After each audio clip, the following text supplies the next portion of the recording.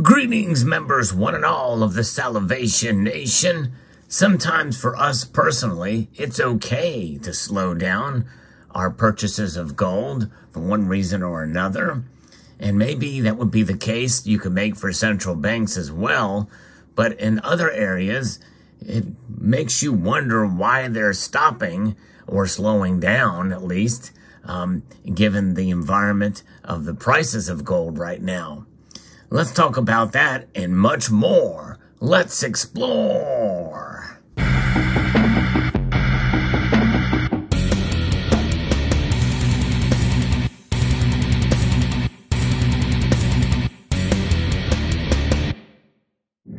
Gold has been slowing down in purchases over the summer here by central banks around the world. We're going to talk about that in this story. And it's always fascinated me, especially since around April of 2019, when the Central Bank of Central Bankers marked gold as a Tier 1 asset up to and equal to cash.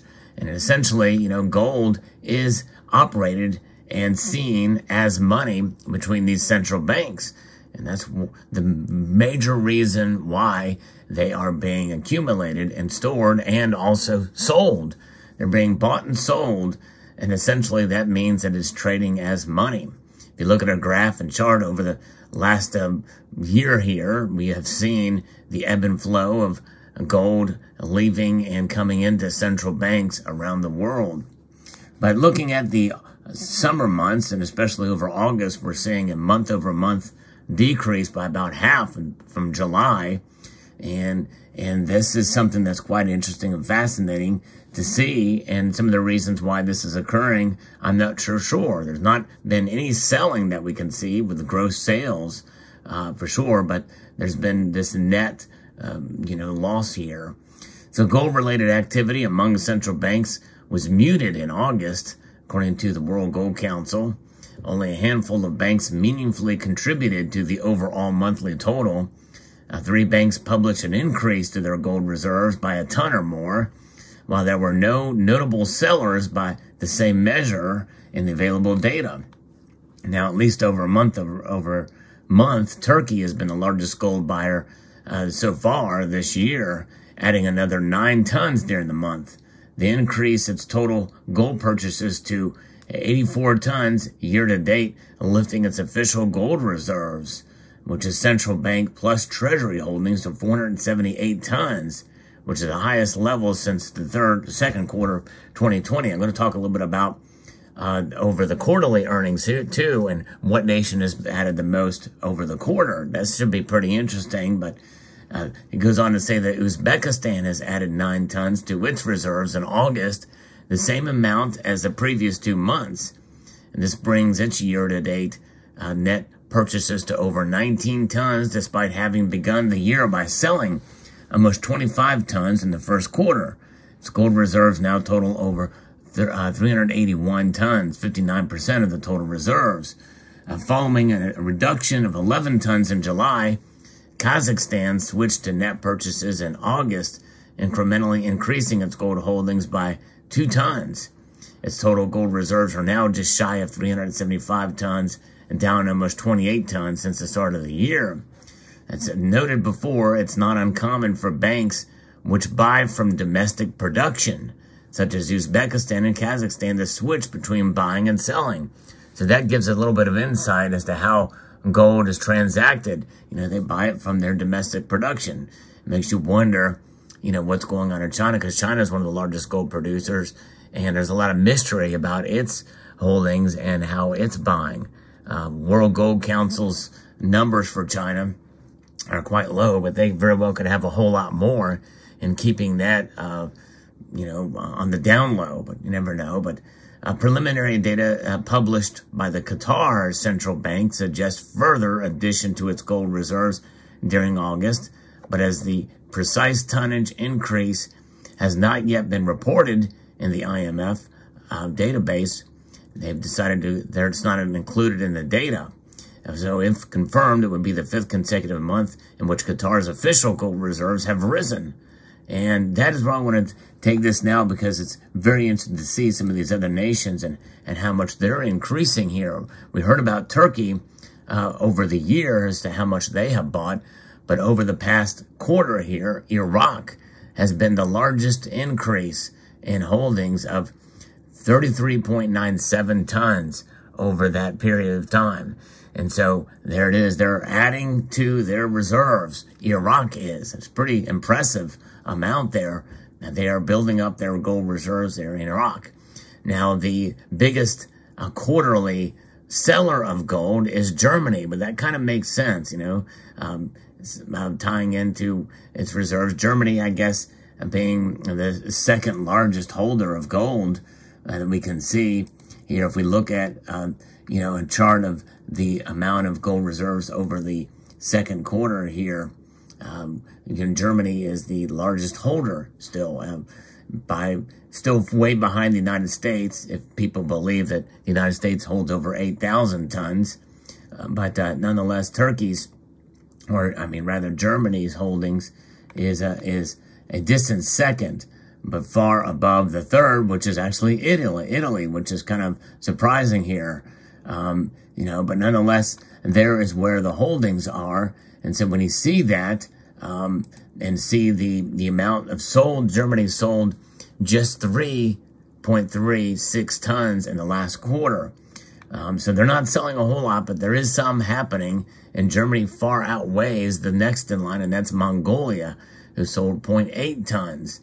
And the UAE sold a distant third of almost, about 0.27 tons. And so there it is. And then Uruguay and North Macedonia sold well under a ton. It's pretty amazing to see. Not a lot of selling, just not a lot of accumulation. And that's something about me, too, and personally. If you look at ourselves as central bank holders we are our own central banks. I always tell folks that's how you should consider yourself. Be your own central bank.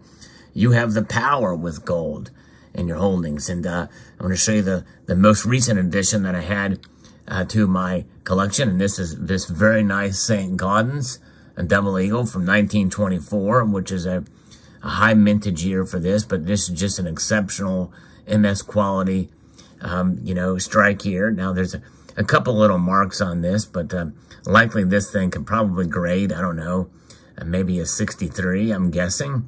Not that I really care a whole lot about coin grading, but nonetheless, it does have still some original luster and nice cartwheeling effect to it. But this is 33 grams in total weight, but it is 0.96 actual gold weight in this. And that's just kind of the nature of the beast with some of the older gold. It has these odd weights, but pleased to add this to the collection. And this is a coin, like many St. Gaudens coins, which were basically held in storage. These really did not circulate all that much. They did some, but there was not a whole lot of these that circulated in the general public because, again, you look at this, this has a $20 denomination on it. And that $20 was a lot of money back then, that's for sure. And it just goes to show you how inflation has reared its ugly head since before this coin was minted. The Federal Reserve Act of December of 1913 pays homage to that. You know, $20.